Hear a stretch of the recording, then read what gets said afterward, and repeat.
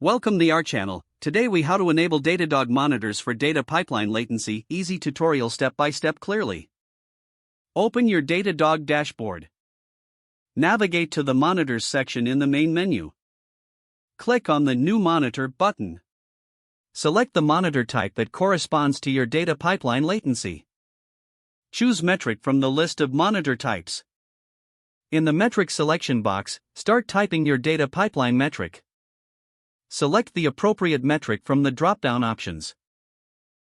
Define the alert conditions for your latency monitoring. Set the threshold for latency that you would like to monitor. Choose the time aggregation method that suits your needs. Configure the notification settings to receive alerts. Select the communication channels where notifications should be sent. Add any relevant tags to help categorize your monitor. Review the monitor details for accuracy. Click the Save Monitor button to enable it. You will now see your new latency monitor listed in the Monitors section. Adjust any settings or thresholds as needed over time. Monitor your notifications to ensure you are alerted to any latency issues.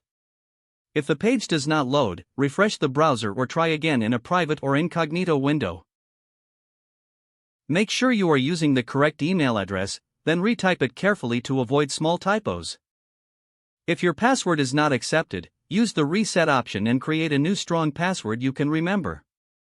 Check your spam folder for verification or security emails, then complete any requested confirmation steps.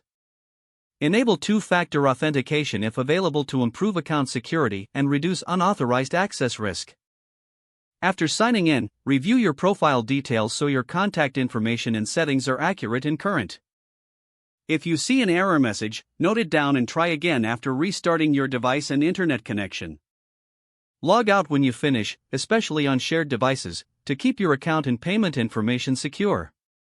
If the page does not load, refresh the browser or try again in a private or incognito window.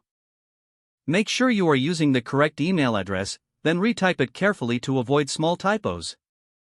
Don't forget to like this video and subscribe to our channel for more step-by-step tech guides.